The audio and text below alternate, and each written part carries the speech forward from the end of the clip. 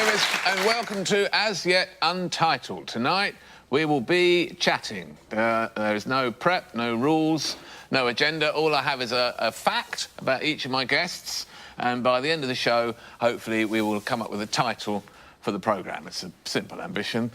Please, will you welcome my guests?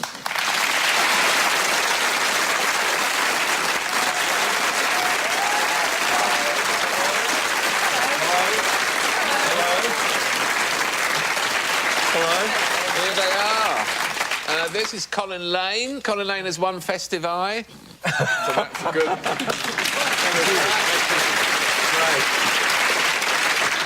Lovely to see Josie Long, who was a child genius for 8 weeks, I understand. This is the legendary stand-up comedian Ross Noble, who was nearly killed in a World War I battlefield. That's correct, yeah. And much beloved Liza Tarbuck, who once used Ian St John as a taxi driver.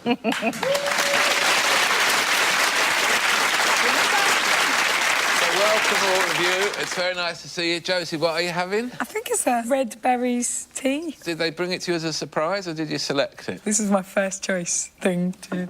Please don't judge me. It's pure goat's blood. That's what that is. Just having a lovely little swig there to the Dark Lord Lucifer. Does it really just taste like warm red cordial? Try it. Give it a go. Good, really? Yeah. Yeah. And then I'll have that. Yeah. I used to know someone who lived in a You squat. had the smallest amount. Warm, weak cordial. Yeah. Basically. Yeah, that's disgusting. They used to go out in the park, in Clissold Park, and they would pick up twigs and leaves and make their own tea. They all lived in a squat. They were against cars. And do you know what? It was rank. Did it have a slight odour of dog poo about it? Yeah, Because out in the, out in the countryside, you'd get, like, untouched foliage. But in a park, you'd just be like, just weed, bit of heroin. It was mainly just twigs. Bits of twigs, yeah, with the odd syringe floating. Actually, everywhere in Clissold Park now is covered with dog urine. So that when you see a lovely couple with the kids or somebody just trying to have a little picnic, you want to say to them, that's a red-hot patch for urination, that one. Where do you let your dog wee? Anywhere he wants. Except, well, he won't go inside. She's down there squirting it around like that. Does he like to do wee on other people's property as well, like my dog? You hate your dog, though, don't you? Yeah, well, I don't really like it that much. And when Are you whispering in case the dog's watching? I don't like him, but he's very intelligent. Do you have to pretend to like him? Yeah. So you're like, yay! Does he fall for it? No, he doesn't fall for it, no. I mean, he's a boxer, right? OK, so for aesthetic reasons, they've chopped off its tail, OK? So it's a 2-inch tail, so there's a 2-inch tail and then an inch of skin and then, may I say this word, like bum. But I don't mean bum with, like, a crack in cheeks, but, like, like asshole, basically. So Always on show. That's right. So that, like to me, Cyclops. It's not aesthetic. So the dog knows that I don't like it that much, so it's often walking away from me, so all I see is just this arsehole flashing at me like a little red light. You know what, you could get one of those, a pirate's eye patch. How would you fix it? I just took it over his back with a patch over his hole. A patch on his, not on my eye. On you. I was wondering how that would help. Over the dog's because I can still see arsehole. out of this eye, so how would an eye patch help? But you would have no sense of distance. So you wouldn't know how close. So if the dog is sort of, like, backing towards you, you'd be going, is that about to touch me? Is it not? Is it going away from me or coming towards me? Please get a patch for Max anus. Just get it and then do a photo, like on Twitter or something. I don't want What's to go... the A internet selfie. The problem, though, that the eye patch is a sort of triangular item, isn't it? Yes. With the strings going across. So Yeah. if you were to put that on your dog's arse, Yes. it would look like you'd dressed it up in a thong. Yeah. A sexy thong. Sexy and people thong. might come in, and if you were sat there and the dog slowly backing towards you. And you were just sat there like that. Anyone looking through the window might think there's something. Where have you got this thing about dogs slowly backing towards people? Who's the one that said? Colin said that the dog. He's No, not he walking- walks away He from walks him 'cause he away doesn't from like me him. because he knows that I don't like him. Oh, I thought he was spiteful. No, Ross, he's a dog. He's a dog, he doesn't have spite. Have you got the same dogs? I visited you when you Yeah. lived in Australia. And in Same what, dogs, yeah. 2006, and you had a couple of big hairy ones. Yeah, yeah. All of the animals in our life look like me. It's weird. Did you bring all the animals with you? Because didn't you have 2 cows there? I had 4 cows. Are they still in Australia? Yeah, they're still in Australia. You didn't bring them over No, back no, home? because, you know, I loved the cows, but they were... that's a lot of money. But the funniest thing about the cow, though, was we had Jasper, Jarvis, Jack and Meg, right? Jack and Meg after the white stripes, obviously. Jasper, because Jasper carrot colour. And then Jarvis, because we're big fans of Jarvis Cocker, obviously. Obviously. And, It's a really skinny one. well... With a Yorkshire accent. The thing was, yeah, he just used to, instead of mooing, he used to go, right. I met Jarvis Cocker, right? And you know that point where you think, oh, should I say I have a cow named after you? And I thought, I've got to tell him. And I said, I've got a cow named after you. And that was the moment where the look in his eyes of like, oh, you're mental. But there was this moment where he sort of, instead of going, I don't want to talk to you anymore because you're obviously a freak, he sort of was a little bit confused and he stopped. And I'd never thought about this. He went, how many cows do you have? And I realised if you've got a whole herd of cows, you name a cow after somebody, that's not a big deal, is it? But if you've only got 4 cows, then that's like a massive thing. And that's where he went in his head. Like, hang on, is this like an amazing thing you've done? Is this a tribute? Or are you've got loads of cows, oh yeah, you can be that. That would have satisfied you, wouldn't it? But you know had he what? asked that question. But he went, how many cows have you got? And I said, I've got 4. And he went, oh, right, that's brilliant, because, you know, I thought you might have, like, a whole Britpop herd.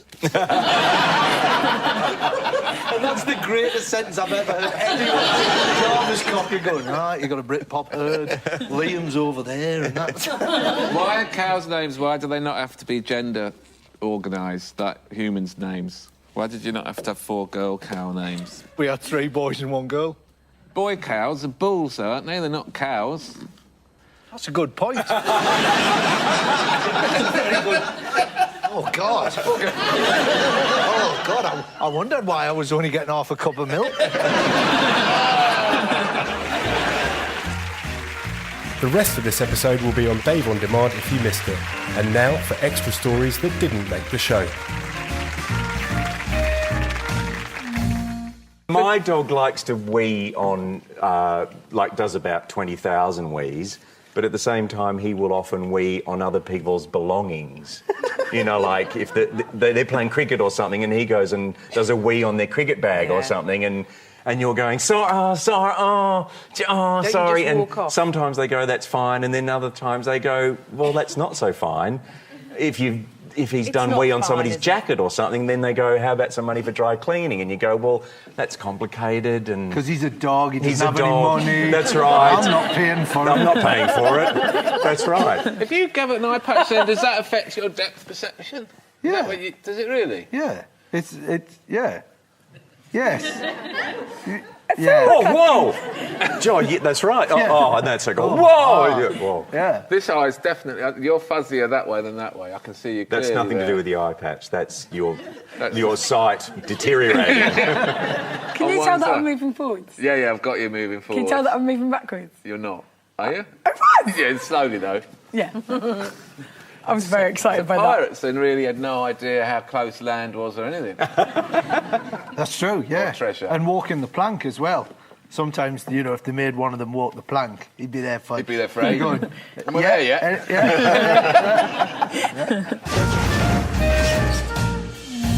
I'm nothing special. I feel very strongly You are that totally special. everyone has... But hang on, you started... You're How well old special. were you when you were doing stand-up? 17, but so you were like 15 when you did stand-up. Everyone knows I'm a genius. No, you're a genius. There's something wrong with you. I'm in a, let's not delve too deeply into Were that. you naughty at school? Yeah. Were you? But that was a result of other things. Let's Okay, not sorry. delve there. I've dealt with it. It's fine. Yeah, but you were like, with that gig, we did, like, you were we did younger than that. You were... I might have been 15, Yeah, you were 15. I remember that gig. I What did a gig? with... What gig? Does it Where mean was you you're a and Dan genius? Does it mean Kitson. that you're completely and utterly deluded at 15? But which is not such a bad thing. But to have the gumption and the courage to do it. I think I just had no filter as to what was a big deal or not, and I Yeah. loved doing it. So I would do gigs in my school, and I would do a gig like in a pub in front of 3 people, or I would do a proper professional gig, and there was I didn't understand that some of those might difference. have consequences and some of those might not, and I did, So did you do lots of stand-up as a teenager? No, a bit. I did, but it clashed with school quite a lot. They would always tell me off for doing... I felt like a double agent, because I would be like going to do a gig, and then the next day I would be like in my school uniform doing a mock, which was quite cool. But we did that gig, I never Tell us forgot about that this gig. gig. Where was it at? But it was just a normal gig for you. Where was it? Was It was a at pub in Madame London, Jojo's, and it was you, and it was Daniel Kitson, and you and Daniel Kitson probably only about 20 or 21 at that time, and it was someone else that I really loved. I can't remember who it was.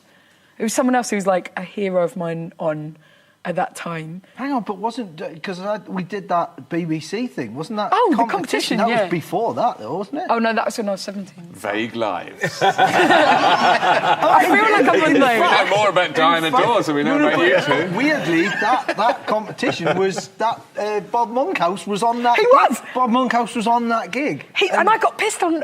Oh, this is really good actually. So I You was dressed as 17. Diana Dawes and he shagged you in the bins. It was That's where I... In the the bin? thrill of my life. Round the Yeah. bins, that's why I had it in my head, yeah. Sorry, go on, yeah. No, we did that. You were doing the warm up for it. Yeah, yeah. And it was like, and they had this band, the brand new Heavies. Yeah. And so I was there and I was 17, and I was from Orpington, so I was quite used to getting drunk, but I wasn't that used to getting drunk. Was and this I a hadn't TV eaten. Was this a TV gig? Yeah, I hadn't eaten for about 2 days because I was so nervous. And it was a competition, it was a televised stand-up competition. And there was me, and then everyone else. There was David O'Doherty was in it, who's a stand-up still, and he's about 23. And at that time, he was like the coolest person I'd ever met at that time. And at that time, Non-taken, but carry on.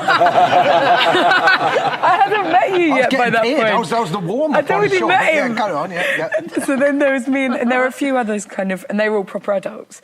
And they got loads of beers backstage, and they come into me and they've been like, oh, listen, you probably don't drink beer. And instead of saying, you're 17, we can't give you booze, they were like, what booze do you like? And I was like, Bacardi Breezes. And so they brought this crate of Bacardi Breezes, right? And I did my bit, and I didn't think it had gone very well. So I just set about the Bacardi Breezes, and I had maybe 7 on my, and I hadn't eaten for 2 days, and I was just like, this is brilliant. TV is amazing. And Bob Monkhouse ran out, and he grabbed me, and he's like, what are you doing? You can't get too drunk, because what if you have to go back on the stage? And I was like, I've already done my bit, Grandad. You know what you're talking about. But he meant, like, what if you're going to win it? And he was so nice as well. Like, he was really like, you were damn funny. And I was like, oh, my God. And he went, right, go in my dressing room. And then I was a bit scared because it was quite intimidating.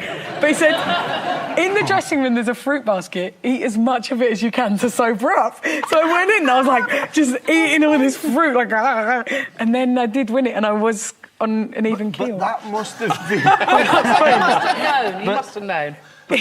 That was because what you probably didn't realise, because you were backstage drinking and eating breezer after fruit, breezer. was a camera broke on that, and I was doing the warm up, and a camera broke, and they had to get another one, and it was like 45, 50 minutes where they had to... I remember. Do you remember? And they just went, so can you just go on, and it's going to be at least half an hour, possibly more, and I'm thinking, brilliant. Bob Monkhouse is here. I'd love to see him. Oh, no, I'm the warm-up. So I went on and did like an hour and a half or something ridiculous while they fixed this camera. And then after, and this is why I think Bob Monkhouse, like absolute legend, I finished off and I went, all right, and they went, right, and start now. And ladies and gentlemen, Bob Monkhouse. And I just sort of went to shuffle off the stage, and he grabbed a hold of me, physically grabbed my arm, and he pulled it round, and he shook my hand, and he held my, like, really tightly. Yeah.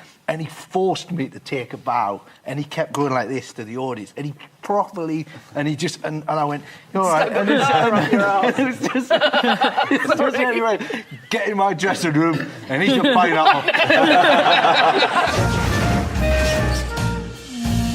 Why do you think you can talk so much? I've spoken to you on the phone. If you speak to Ross on the phone, you'll be on the phone for a minimum of an hour, and you won't say anything. Ross will talk for all that time, and you really are an incredible ability to keep talking. I mean, I say an ability.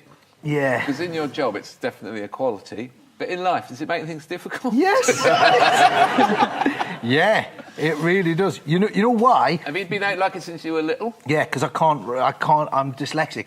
Can't communicate in a written form, and that I just can't. I've never been able to write stuff down, and there's a lot going on. So really, you've got really bad dyslexia. Well, no, I can write now, but it's one of those things where it's such a horrendous process to get anything on a piece of paper. By the time I've written it, I've either forgotten the thing that I was thinking about, or it's just, oh yeah, laugh it up over there. Yeah, brilliant. Should we bring on a load of people with learning difficulties? You can't even write stuff down. Because you were told it was a problem when you were a kid, so you remember it as being that. Because I can understand what you mean, that because you've got no other form, like collage or whatever else, to get it out via, you feel you've got to store it. So it's that sort of fight or flight type mentality. It just doesn't. It was so horrendous. Like when I was a kid, it was such a horrible. This idea that you had to take an idea and make it physical. That I just couldn't. And it's one of those things where I just found it quite difficult to do that. So I just thought, I'll just find a way of just talking and never having to write anything down, which is fine until they invented Twitter. And now every tweet that I send, I get, people responding, all right, fine. And then, 20 just going, you've spelt that wrong, you've put that in the wrong place. Yeah, and then you brings it all back. Yeah, and I sit there crying. Visually? I mean, could you do art? Oh, yeah. I mean, I've got 2 GCSEs. So one of them's art. Yeah. So, Back off, friend. Come on. So, yeah, I mean, I'm no collage genius. But, yeah. So what age did you leave school? I left at 15. You meant to leave at 16, but my birthday's in June. So I sort of finished up and then, so I was like one of the... Is that right? Yeah. So, I don't know. First out the gate? Yeah, first out the gate, so I was stand-up almost straight away for you, wasn't you? Straight away, yeah, the same, yeah. Were you thinking about stand-up at school? Yeah. Like Josie was when you were a child stand-up? Well, there was 3 things. There was Stuntman was the first one. Right. That was big on my list. I thought, brilliant. I want to be a war cameraman, one of those war zone. And then somebody went, if you want to be a cameraman, you've got to be good at science because it's all light and measurements. And I went, bollocks to that. And then I thought, I'll work out a way of going to war zones. And I thought, I don't really want to join the army because I'll die. And then I thought, stuntman, that's pretty cool. So I used to throw myself, we had a caravan. So I just used to throw myself off the caravan onto a big pile of boxes. I was obsessed with films when I was a kid, special effects and all that. So threw myself off the caravan, thinking that there'd be some big Hollywood producer might be walking by and just go, my God, that kid knows how to throw himself off a caravan. I want to put him in a movie. But weirdly, in a kind of suburban housing estate, not that many Hollywood producers. In the northeast as well. If I'd been down south, can't get moved for Hollywood producers. Juggling was, I wanted to join the circus. And that's all I did. I was just obsessed with, I learned to ride a unicycle and I juggled and I started doing shows when I was with a mate of mine. And then we just used to do the kids' parties and busking. And then I was doing that. I was just going, this is brilliant. I'll just turn up I'll leave school, I'll turn up at a circus and I'll just go, look at this. And they'll go, wow, here's a job. And then I'll be able to travel the world and just spend my life just hanging out with circus people. And I know that's like a cartoon idea of I'll join the circus. It was a genuine option. And I got really good at all the circus stuff. And then I won tickets to see a stand-up gig wherein Jack D he was hosting. Jack D and Joe Brand. How did you win the tickets? Well, it was Frank Sidebottom. I was a massive Frank Sidebottom fan. and he was on the radio, and I was the only one that rang up to answer the question. And so I basically won these tickets, said to my dad, and fair play to my dad, like, I was like 14 at the time, I went, can you take me to see this show? And he was like, oh, yeah, if you like. It's in a theatre and that. In Newcastle? In Newcastle. And like I say, Jack D's hosting, Frank Sidebottom's on, Simon Fanshawe, who was quite blue, Joe Brand, and Jack D came out, and there was just a theatre full of people laughing, and I just went, oh, that's a thing. Jack D, when I started stand up in 88, 89, and Jack D was the king of the Comedy Store. It was amazing. He used to ride a motorbike to gigs, and he didn't wear the suit at the time. He just wore a jumper, and he'd take his crash helmet off, and his hair was all in a mess. And he'd go on stage, and he'd say, "You're fat people. They're so cheerful." Yeah. And do funny jokes. It didn't just go on about hating fat people. I misrepresented him there quite badly, but I mean, he was so funny. He's really still brilliant, but it was one of those things in his 20s, and he used to work in a kitchen. And he'd go down the store and do gigs and let it all out. But what was amazing about him is he came on and he was wearing the suit at this point, and he had the suit on, and he came out, and when you first saw him, you thought, oh, this bloke's going to be like a slick, he's going to do some observations and stuff. And back there, he was like, he's known as being grumpy now, but he's quite aggressive. He was talking about like a woman at a craft fair who was like, making dip and scratch pens and stuff. And he went, yeah, have you thought about a biro? Let me write that on your forehead. It was all sort of. But he's always mischievous, and I remember seeing him at the Edinburgh Festival. And I was doing a midnight show, and no one was coming. And then I turned up at the theatre, and he was in the next door room, which is much bigger. And it said, Jack D, extra show, midnight. And I thought, oh, great. And his line went all around the building. And I saw him, I said, oh, thanks for the extra show, Jack. And he said, do you want to usher for me? And I said, no. He said, it's the only way you're ever going to fill a theatre. But do you know Paul Morocco, the brilliant juggler? Paul Morocco was in a bank in Edinburgh trying to cash a cheque, and he didn't have ID. And he's got his leaflet going, look, it's me, I'm Paul Morocco, look, here's my leaflet, Paul Morocco, it's me, you've got, please cash the cheque. And they're going, this isn't proper ID, a leaflet for your show, he's not going to do it. And Jack saw this and he went over and he said, all right, Dave.